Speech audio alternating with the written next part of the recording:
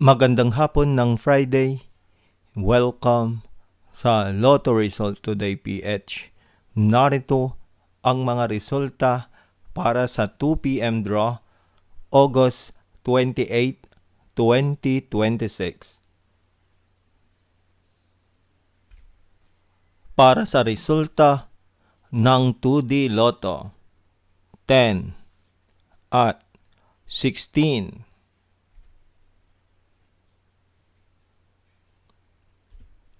Heto naman ang summary ng resulta ng 2D Lotto kahapon.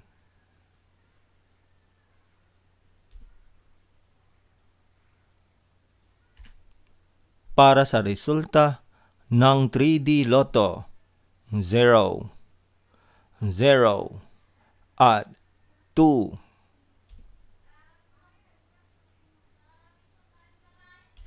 Narito naman ang summary ng resulta ng 3D Lotto kahapon.